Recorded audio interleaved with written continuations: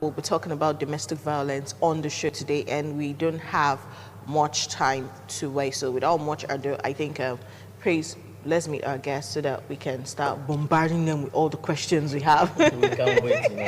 All right, with us in the studio this morning, we have Dr. Kayode Oderide. He's a consultant psychiatry from UBTH. Good morning, sir. Thank you for having me. Good morning. All right, nice to have you. And we also have Mr. Chris. Mr. Chris. He's a clinical psychologist, I guess, Oh. from the University of Benin Teaching Hospital as well. So, good to have you too. Thank you very much for having me on your program. Okay, there's a woman who recently passed because she's a celebrity. Everybody knows her, at least a celebrity of some sort. She's a gospel artist. Her name is Osinachi, and she's featured in several strong songs. For Christians, we're moved by the Spirit. So when the song ministers to a spirit, we feel power. So she was a powerful minister by our assessment. And when she passed, there were rumors all over that she had cancer. Then barely 5 hours after that cancer story broke out, we were hearing she was abused. The story broke down to a point where it was now appalling. I heard the part where someone said the man would strip her naked, call the kids to flog her, and instruct the first son that you beat women. If they misbehave, you beat them. And she stayed in that marriage. So we'll get to the part of why she stayed this long and all of that, but domestic violence. In the course of my research, I saw domestic violence, I saw physical abuse. Are they the same? What is domestic violence? So I think I'll just start with you, Dr. Oderide, with that one. All right. Thank you. Domestic violence is a public health problem. And I must say that it's becoming a global pandemic. And there's a need for national response and to curb this business. In response to your question, domestic violence is a violence that occurs in domestic settings, in the marriage, cohabitation, or among the intimate partners. And of course, it's otherwise referred to as intimate partner violence. And according to the World Health Organization, which is a specialized agency for international public health, it defines domestic violence as any act that is capable of causing physical, emotional, psychological, and emotional injury on the victim. So domestic violence may take several forms. It may take the form of physical abuse, it may take the form of sexual abuse, it may take the form of emotional abuse. And of course, I need to say here that the violence occurs in an intimate relationship where one partner or one spouse commits violence or violates the fundamental rights of the other spouse in the relationship. And of course, at times, both partners may be perpetrators of domestic violence, in which case we have what we refer to as mutual violence or reciprocal violence.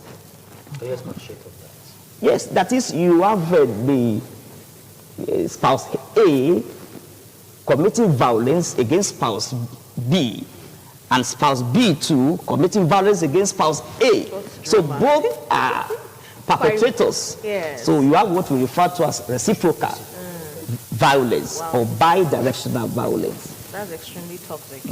Like I'm painting a picture in my mind of a husband carrying cutlass and the wife carrying a knife. That's true. So to Mr. Chris, do men suffer domestic violence? Yes, men actually suffer domestic violence, but the rate is not as much as that of the women. Reports have it that majority of partners who actually suffer domestic violence are women. But there are pockets of reports that also indicate that men actually suffer domestic violence, especially from women who are more economically buoyant than their husbands or partners, and then women who tend to be masculine or who actually were brought up from volatile environments like that, they kind of develop such attitude and behavior and exhibit it in marriages. Power to fight. Yeah. And I'm planning to learn karate. Okay, I wonder why women still end up. We could just finish this discussion. Okay. Someone who is going through this could be watching, and they're still there. And someone who just finished the discussion could be getting married on Saturday to a man who's going to abuse, or a woman. So, are there no warning signs we can look out for? Not in the marriage, before we put our head inside. Yeah, definitely there are warning signs, and I think I need to say this to those who are intending to get married. If you observe that the partner you want to get married to is gets easily angry, irritable, and very temperamental, that's a warning signal that you should be careful. And of course, you see that the person is not even giving you the much needed respect, because even in relationship, the respect should be mutual. And if you want to borrow from what the Holy Bible say, you say that there must be, the submission must be to one another in the fear of God. So it's not just, but nowadays people just, they take the portion that suits them. Say that, okay, because I'm the husband, so the wife must submit to me.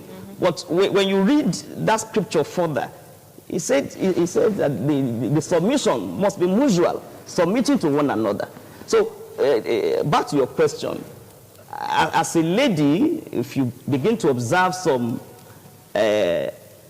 outbursts of anger, getting easily irritable, and not showing, giving you much needed respect and kindness, you should be worried that this man is a potential perpetrator. Sorry, you know, you mentioned something about kindness. Yeah. Now, the few women who have met that have been abused physically, they seem to be married to very kind men, no? Because these men, after beating them or doing whatever, maybe sexually assaulting them, they shower them with gifts that the things those women have sometimes, I don't have them. So, is kindness really something? The man is not being kind. Are they not? Kindness, can it really be a scale for us? It's but of course in relationship, when you should expect some level of support from the person you want to get married to. So it may not just be the kindness or the generosity you are referring to, but you should see some level of support, someone that will feel your pains and will not just disregard your feelings. That's okay. What you are passing through is able also to bear with you. Someone that shows that commitment to your feelings. So that's yeah. So okay, now what are the resources available for people who are abused?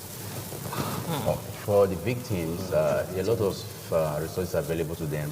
But it's unfortunate that a lot of the victims are not aware of the resources available to them. A lot of women, and maybe the few men who experience domestic violence, do not realize that they can report such issues to the law enforcement agencies. They don't realize that they can also seek redress from the legal institutions. So these are resources that are available to them that they need to be aware of. And when they experience such violence, they should move forward and get redress from such. Well, to add to what my colleague said, there are psychological resources because the victims are traumatized, and of course I understand from the Nigerian Association of Clinical Psychologists, who often provide free psychological services. Yes, free psychological services for victims of domestic violence. Also, there are medical resources too, because the victims may suffer some physical injury, and I understand that the Medical Women Association, even in Edo State chapter, do offer such service, medical services, to victims of domestic violence, and even the legal aid that you spoke about. the Association of Women, Female Lawyers. FIDA. Yeah, FIDA, thank you. They do provide some free legal services for those who are victims of domestic violence. And of course, there are also hotlines, really? domestic violence hotlines. It may not be here in Benin City, but of course, in some states there are hotlines that victims may call, and they provide some advice and support for the victim. Yeah. Okay, you're a psychologist, and this question I have to direct to you. I need to understand, I'm a woman, so I'm looking at this whole matter from a woman's perspective, and in view of the fact that it's a woman's case that brought this discussion. I know men are going through this, so please pardon me.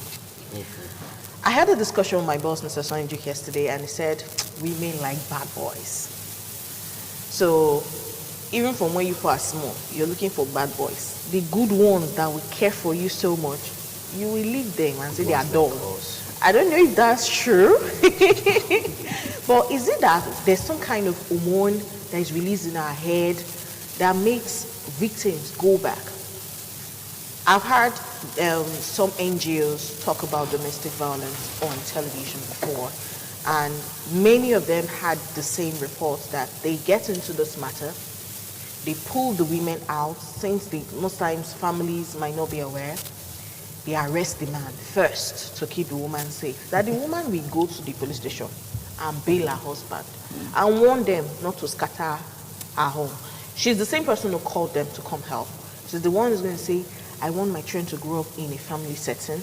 So what's the thing in our head that makes it so hard to break the abusers out of this relationship? Why is it so difficult? There are so many reasons for that. One of the reasons is the cultural beliefs of these women. Some of these women are brought up in environments which over time, during their socialization period, believe that marriage is an institution that should exist forever, whether in good or whether the situation is bad. So with that belief, even when they experience domestic violence, after the tension is kind of dulled, psychologically and otherwise, they feel, oh, it's back, it's time to go back home and reconnect with my family. Then apart from that, some of them have formed this attachment that is so strong with their spouses that over time, the strength of the attachment comes and overwhelms them again, and they want to go back to the perpetrators of such domestic violence. Interesting. And again, to add to what he said, most victims of domestic violence are not economically dependent. Not as much. They depend mostly on the abusers. So in the bid to also sustain their economic well-being, they want to go back. And again, the victims, in the process of the trauma and the violence, their thoughts are distorted. They cannot make rational decisions for themselves. Because they are anxious, they are depressed, and when you are depressed or you are anxious, you won't be able to make rational decisions. The concentration will be impaired. So even when people are running around him or her, that okay, let's save you, let's rescue you from this trauma, he or she doesn't see the need to be rescued. And again, some victims also, women in this case, tend to assume some savior role in quotes. That okay, let me stay with the man. Maybe over time I will change him. But of course, it's very difficult to achieve that. Okay, Mr. Chris Agvedio, what is the tendency for an abuser to change? The tendency for an abuser Exactly. to change is very low, so to say, but there's possibility for the abuser to change, but it's very low. Findings have shown that a lot of abusers have this thing ingrained in them. It's not something you just learn overnight, it's something that you learn over years, So it's very difficult to change, but the possibility are there if they actually, maybe after the whole scenario, others intervene and the man now feels that, oh, I'm losing my family, I'm losing my wife to somebody else. Some of them come and agree to accept treatment, and this treatment could be psychological or psychiatric, because majority of these abusers are having psychological problems themselves. You know, some of them could be having personality problems like antisocial personality. So when they seek treatment, it is possible Basically, that they need to see some a of them, psychiatrist. yeah. And the problem with Nigerians and psychiatrists, when you hear someone abroad, they'll say they want to see a shrink. Now, that's like a bad word. How do you see a shrink? You keep it secret. In Nigeria, you say, I went to maybe the neuropsychiatric hospital to get evaluated, like, don't mad. Yeah. You know, don't marry from that family, you know. So people have these very weird Yeah. ideas about seeing a psychiatrist, but shouldn't it be normal? And what ways can we now make this then? Seeing I don't say shrink, seeing a psychiatrist, a normal thing. Is there a way we can make it seem normal to us? Yeah. Well, as you rightly said, when you tell someone that I'm going to say psychiatrist, they feel somehow, you feel threatened, or it's okay. Do you mean that you have a psychosis or something like that? But it's psychiatry or psychiatric disorders are just like any other medical problems, just like hypertension, where you say you want to go and see your cardiologist, just like diabetes, you would say you want to go and see your endocrinologist. So if you have anxiety disorder or depression, you should also be free to see your mental health physician. Of course, the word psychiatry at times makes, when you say psychiatry, people feel jittery. Yes. But using some milder words like, I want to go and see my mental health physician, or I want to go and see my emotional therapist, or I want to see my psychological physicians. Those words are soft. Of course, they appear very soft you know and the interesting mild. thing, if I have a company of my own today, seeing a psychologist, a psychiatrist would be a norm. Like every year or beginning or middle of the year, you would have to see a psychiatrist. Let's know if you're stressed. Let's know if you're depressed. Because if you're not mentally okay, you won't give me optimal results now. You will scatter my business. I don't know why investors and business owners are not cashing in. You know, even in this office, you know, sometimes they recommend you see a psychiatrist. I've heard staff here that I know of that they feel you're going through a lot of stress and you're insisting, no, I'm okay. You're depreciating. They insist, and you must bring results. It was even here I knew the test takes a while. They give you questions to answer. Exactly. Because when they came back, I was like, IB. So they give you questions to answer. If your answers are changing, something is wrong with you. So I got to know about that. It's a good thing. Just to, it's high time we prioritize our mental health. True. Most times people focus on their physical health. But I need some level of mental well-being to be here in your studio. So to me, mental health even takes precedence before physical illness. True. Because you need some level of mental stability. If your productivity as a journalist, your mental well-being must be in place. So, and I understand the mental health bill has been approved in the National Assembly, awaiting the President's assent. So we hope if that bill is passed into law, we'll have a better mental health services delivery in the country. I hope so. So how does the economy affect? Exactly. Because this violence thing, it seems like it's more common in Africa, especially this Nigeria. So is it because we don't have money? We don't have money in pocket and all that. How does it affect it? It's not that it's more in Nigeria. There are global incidents of domestic violence as well. Okay. But there's no doubt that the economy actually affects domestic violence.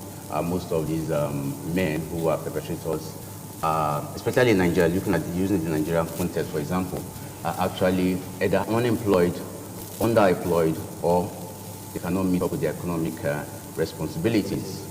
So, and in that situation, men tend to be frustrated, and this leads to aggression and other behaviors that are related to such a condition. So, frustration will lead to aggression, aggression will lead to domestic violence. So the economy is a big factor that needs to be considered in the attempt of the government to curb domestic violence. I think they need to shore up the economy so that we have majority of the capable and working population. working, getting involved in gainful employment and gainful economic activities. That's one way that the government should actually look into to curb domestic violence. Okay. And permit me to add to what he said. Domestic violence is a threat to economic development. Okay.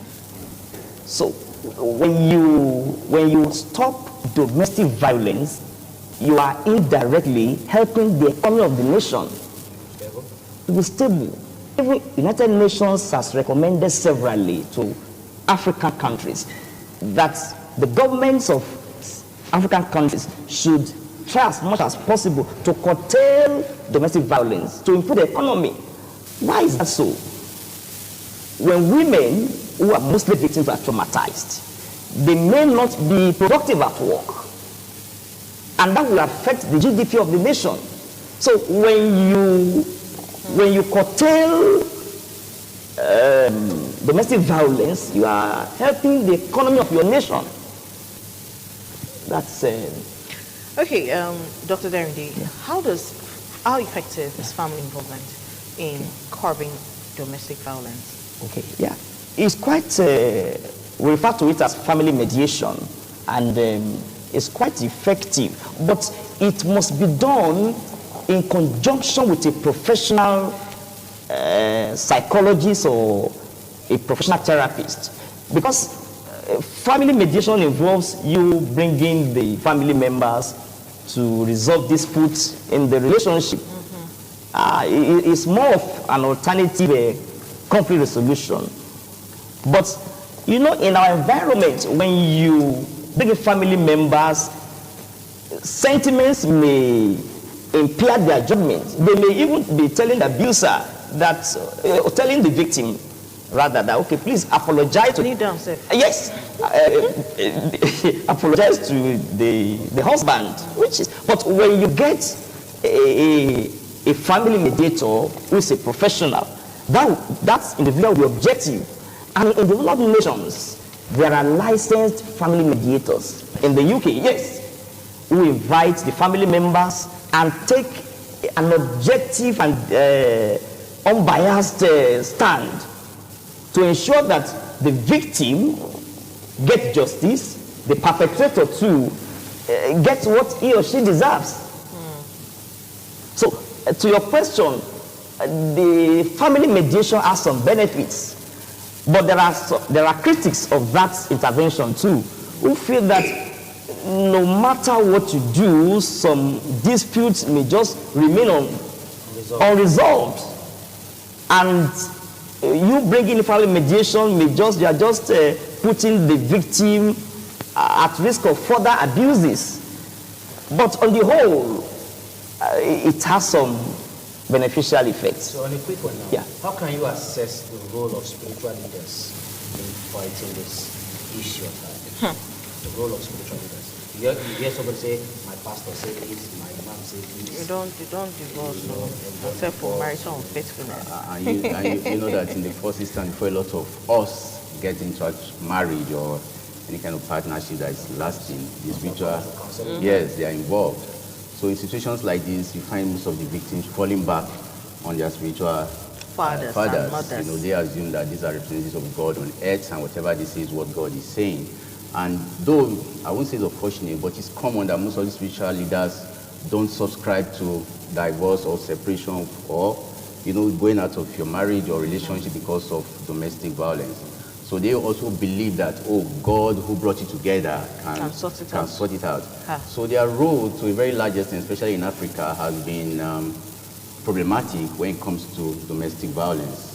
I think it's time for them to be educated on drastic implications of domestic violence. They need to make, especially the perpetrators, understand that beyond religion, this is what the civilized world does, and this is what human behavior accepts in the present dispensation.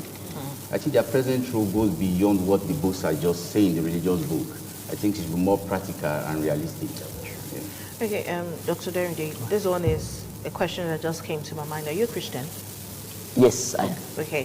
What do you think about this marital vow we are taking?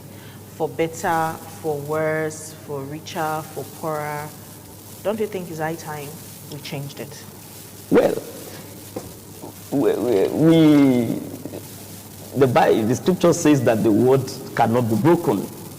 Of course, there may be some new developments in the world now, but I will still stand that the word is sacrosanct and nothing can tamper with it. But of course, that is not to say that the victim should be subjected to undue trauma.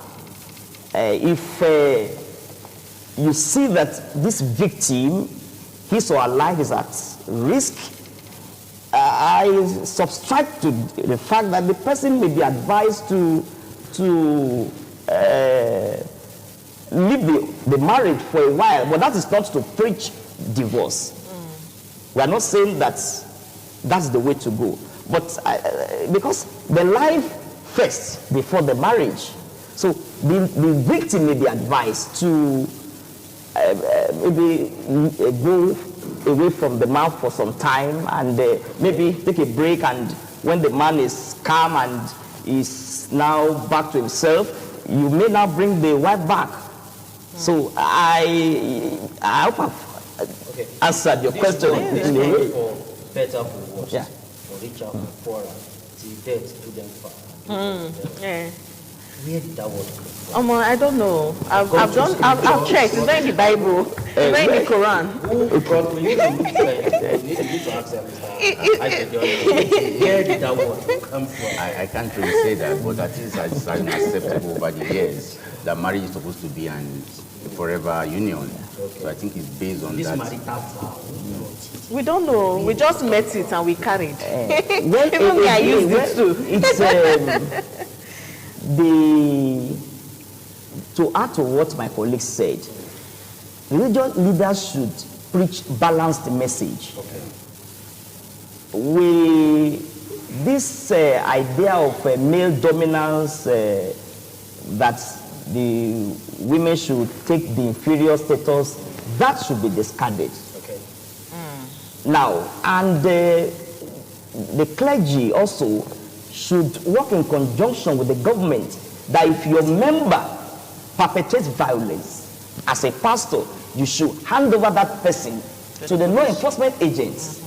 Because if you want to use church approach to settle it, the perpetrator may go scot-free, nothing may happen. Sure. So the case of Mrs. Osinachi that brought this issue, I expect the church to hand over the perpetrator to the law enforcement agency and let there be timely delivery of justice. So that's the way to go. I think the money is the police custody. Yes, currently, but who knows how that's going to end up. Well, let's see. Let's just see. Now that people are interested, people are speaking about it, I'm sure there'll be some people who will take up the case. And of course, the media will not turn a blind eye on this one. We're going to follow that matter bumper to bumper. So on the final notes, your final words on the show so we could let you go. Sharp, sharp. Well, the government needs to put in place stringent laws that would deter perpetrators of domestic violence. And of course, there must also be timely delivery of justice. You know, when the perpetrator is arrested, let him face trial very fast. And that will send strong signal to those who are out there who want to do the same thing. And of course, I think here in Edo State, there is the violence against persons prohibition bill has been passed into law, and that law should be tested, you know. So I think that there should be more sensitization like this, awareness like this, and advocacy. So, Mr. Chris, is there any phone number one can call? Maybe in your clinic. Oh. If there is and you don't know it, you could also send it to us maybe some other time. To you later. Okay. All right, I want to say thank you to you, Dr. Derrida, and Mr. Chris, for your time. It's not easy. These people work in a hospital, so obviously they're going back to work after we let them go. Many Christians have also spoken about this. The one that really blew my mind was the post by Nathaniel Bassi on Instagram yesterday. It's a very long one, so I won't be able to read it all off, but he was advising that you need to be alive to actually serve God. So you cannot say because you were serving God, you let yourself die. Women need to have a voice. Most of these people who are perpetrating this act, they start by removing you from those who can help you.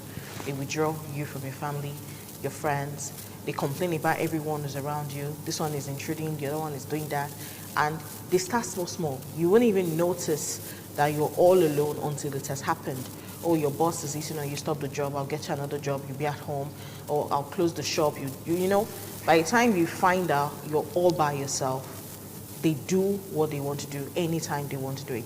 I don't think this topic is going to end here. We need to talk about the legal aspect, maybe even religious talk, yeah. So we'll say thank you again, and the show will continue in a moment.